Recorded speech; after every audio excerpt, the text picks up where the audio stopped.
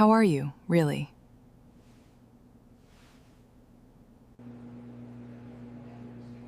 Are you really doing okay? Most people think magnetism is something you are born with. Looks, charisma, luck, something fixed and unchangeable the moment you walk into a room. But magnetism is not something you have. It is something you build.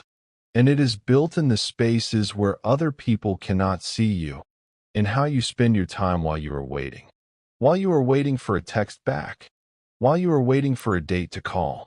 While you are waiting for someone to notice you notice them. The 7 habits I am going to walk you through today are not about being more attractive in the moment. They are about what you become in the moments nobody is watching. And here is the truth that nobody tells you. The person you become while you wait is the person people are actually attracted to, not the version of you trying to impress them. The version of you that has already moved on. What you are about to hear is not self-help psychology. It is not the kind of advice that makes you feel good in the moment. It is behavioral psychology grounded in attachment theory, which means it is about what actually happens in your nervous system when you wait, and how that patterns your behavior in ways that either attract people or push them away. Most people never notice these patterns in themselves. They notice the outcome, why someone pulled away, why the dynamic shifted, why they felt suddenly less interesting. But they do not see the 7 specific habits that created that shift. After this video, you will not unsee those habits. Not in yourself, not in anyone else. Here is what most people do not understand about your attachment system. It is not your emotions. It is not your feelings of need or desire. Your attachment system is a biological regulation tool. Its job is to keep you stable when you are alone and to help you trust when you are close to someone else. But waiting, real, anxious, uncertain waiting, hijacks that system. It puts you in a physiological state of alarm. Your nervous system thinks it is unsafe. And when your nervous system thinks it is unsafe, you start doing things that signal to everyone around you that you are not safe to be close to. This is the story of what actually happens in that waiting. And the question is, what if the person you are trying to attract does not need you to be more confident, more mysterious, or more unavailable? What if they just need you to stop being in a state of internal panic? Before we get to the 7 habits, you need to see 6 specific things that nobody talks about clearly. Why is it that the people who seem most relaxed in dating actually attract more? It is not because they do not care. It is because they have interrupted the waiting anxiety that makes every interaction feel like it has infinite weight. Why do people pull away from someone who is constantly monitoring their behavior? It is not because they want to be left alone. It is because they can feel the need. They can sense the calculation. Your nervous system broadcasts your state to everyone around you, whether you think it does or not. Why does being mysterious actually push people away instead of pulling them closer? Because mystery, at the psychological level, is just coded fear. It is fear of being seen. And people do not want to build closeness with someone who is afraid of being known. What if the habit that everyone tells you is cool, the habit of staying distant, staying unavailable, staying one step removed, is actually the thing that trains your attachment system to stay activated indefinitely? What if presence, actual, nervous system settled, full presence, is not vulnerable? What if it is actually the most powerful position you can be in? Let me back up and tell you what attachment waiting actually looks like from the inside. You meet someone. The interaction goes well, better than you expected. You leave thinking about it more than you intended. Then, and this is the part nobody describes accurately, there is a shift that happens in your body. It is not excitement. It is not quite nervousness. It is a specific kind of alertness. Your nervous system has decided that this person matters to your emotional regulation. So it starts monitoring. Where is the phone? How long since you last messaged? What was their tone in that last text? Did they use less emoji than usual? Are they pulling away or are you reading into it? This is not you being needy or weak.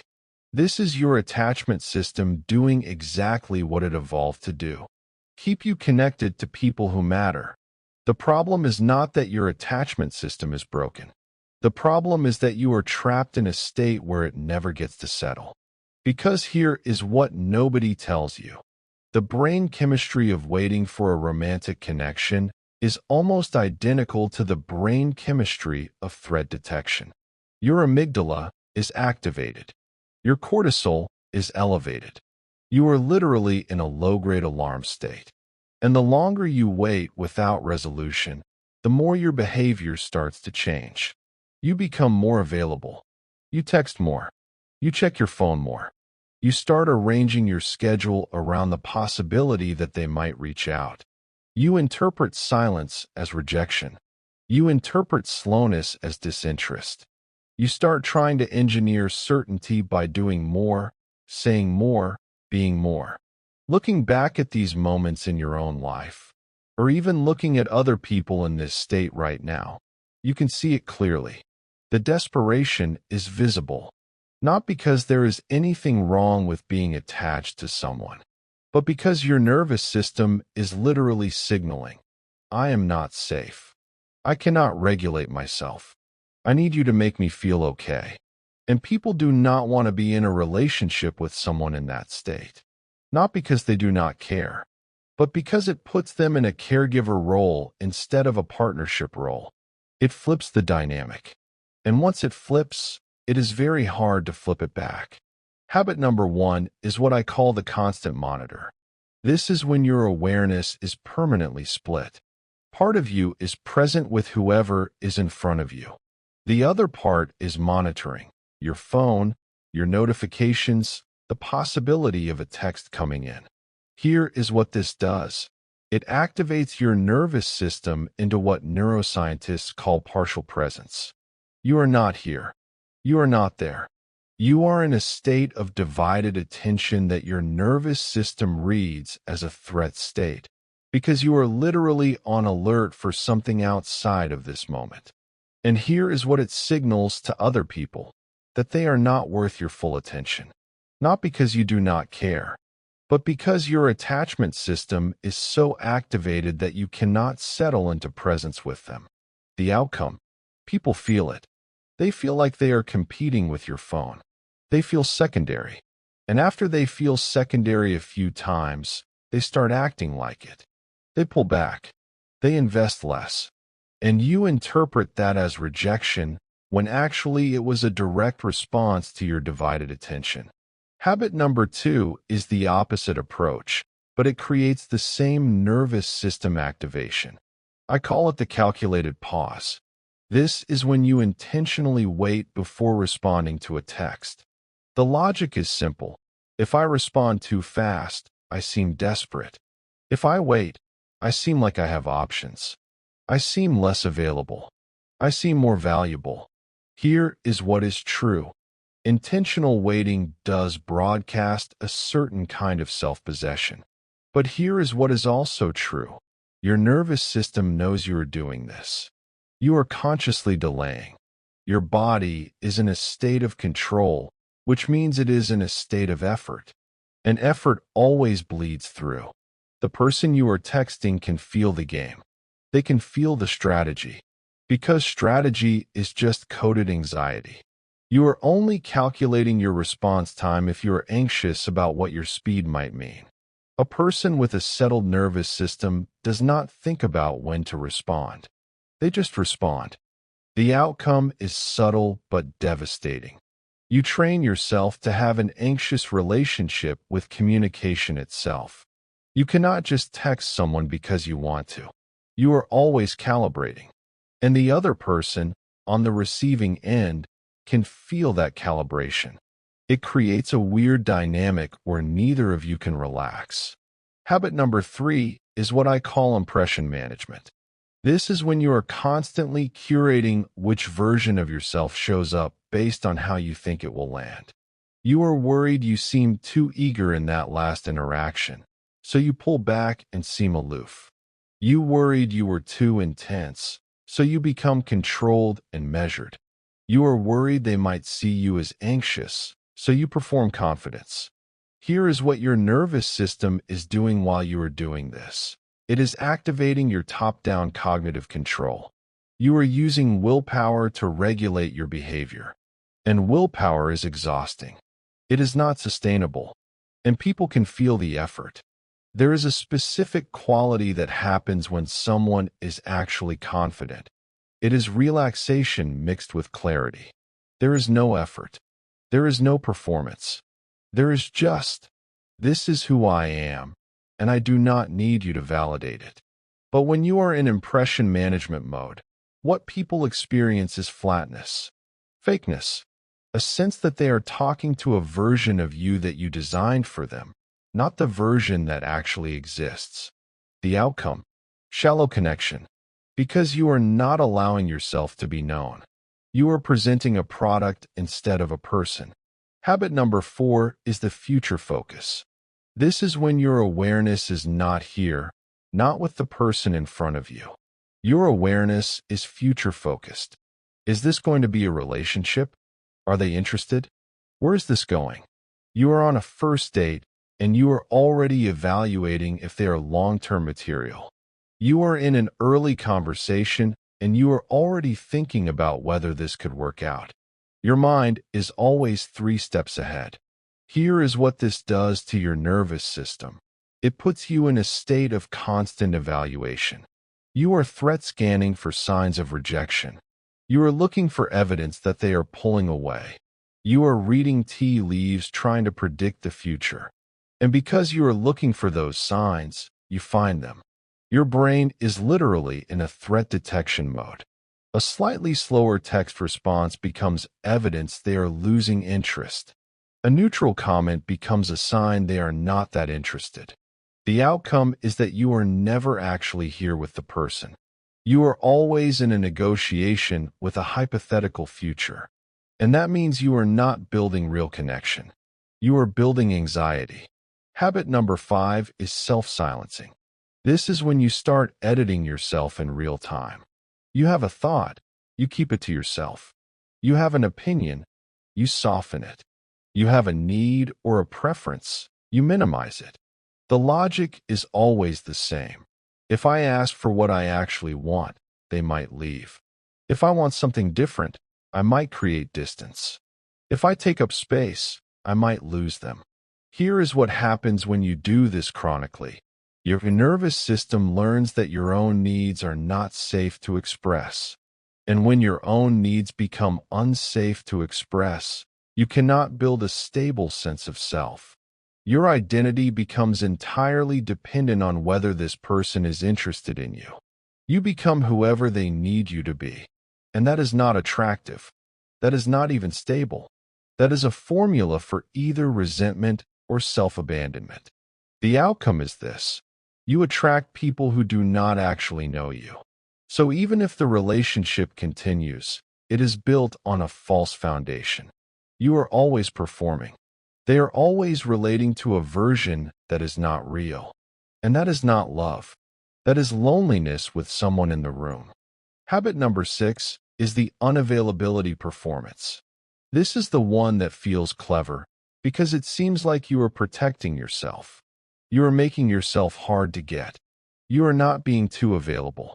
You are maintaining independence. Here is the truth. Unavailability as a performance is attachment anxiety in a different costume. You are performing distance specifically to manage how they perceive you. That means you are still hyper-aware of what they think. You are still managing their impression. You are just doing it in reverse. A person with a settled attachment system is genuinely available when they want to be and genuinely unavailable when they have other priorities. There is no performance. There is no strategy. There is just, I have my life, they have theirs, and when we connect, we connect. But the unavailability performance creates something worse than a response delay. It creates an entire relational dynamic where neither person can ever just relax. You are too busy maintaining the image of being unmoved. They are too busy wondering if you actually care. It becomes a game. And games are not love. The outcome, a relationship that never quite settles. A dynamic that never quite relaxes. A sense, on both sides, that there is always something being managed, something being controlled. And that is exhausting. And habit number 7, the one that makes all the others worse, is the comparison spiral. This is when you take everything you just did, all the waiting, all the impression management, all the future focus, and you measure it against what you see other people doing, what you see in movies, what your friends are reporting about their relationships, what you see on social media. Maybe I am doing it wrong. Maybe I should be more mysterious. Maybe I should be less available. Maybe I am not attractive enough. Maybe someone else would handle this better. The comparison spiral is the doom loop. Because while you are comparing yourself to other people, you are not present. You are not building your own life. You are not developing as a person. You are in a state of constant evaluation against an external standard. And here is what this does. It erodes the thing that actually makes you attractive, which is a person who is genuinely interested in their own life, who has pursuits, who has depth, who is not waiting for someone else to make them feel valuable. The outcome of the comparison spiral is simple. You become less interesting. You flatten. You lose the dimension that made you magnetic in the first place. Because magnetism, real magnetism, comes from genuine engagement with your own existence, not from managing how you appear to someone else. Here is what happens when you live in all 7 of these habits at once. You become someone whose nervous system is permanently activated. You are not calm. You are not settled. You are not present. And because you are not present, you are not actually here with anyone else. You are always half somewhere else, waiting for a response, managing an impression, checking your phone, thinking about the future. People can feel that. They can feel that you are not really there. And instead of interpreting it as this person is anxious, they interpret it as this person is not that interested in me. So they start pulling back. And when they pull back, your nervous system gets the signal it has been waiting for. See, they are losing interest, and everything you are doing gets more intense. You message more. You manage harder. You check your phone more often. You become more available, more accommodating, more small. And the other person, feeling that intensity, pulls away more. And now the spiral is locked. This is where most people end up, in a relationship dynamic that feels like it has a heartbeat, like it is alive, but it is actually just the rhythm of 2 nervous systems that cannot settle together. It is called pursuing and withdrawing, and it is the core dynamic of anxious attachment in relationships. The cost is this: you never feel secure. They never feel trusted, and nothing ever actually resolves. You just keep waiting. Now, here is the thing that changes everything.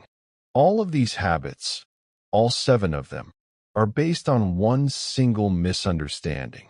That misunderstanding is this: you have to do something to make yourself attractive.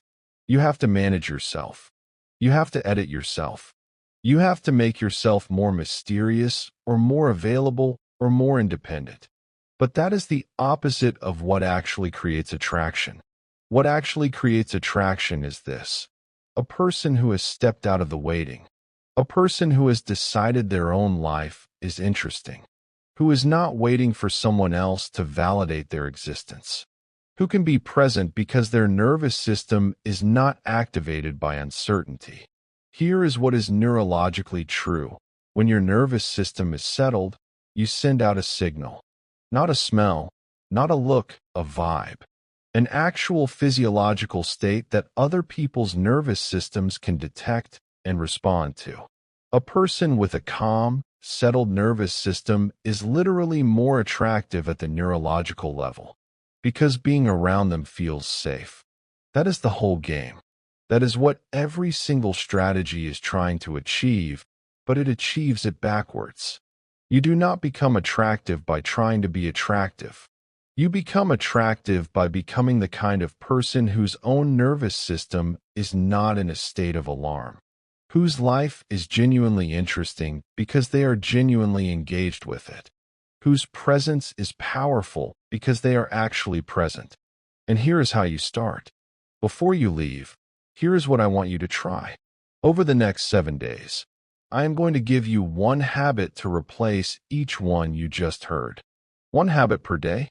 One small thing that interrupts the waiting and starts building a nervous system that is actually settled. Drop a comment and tell me, which of these 7 habits did you recognize in yourself? And subscribe if this landed.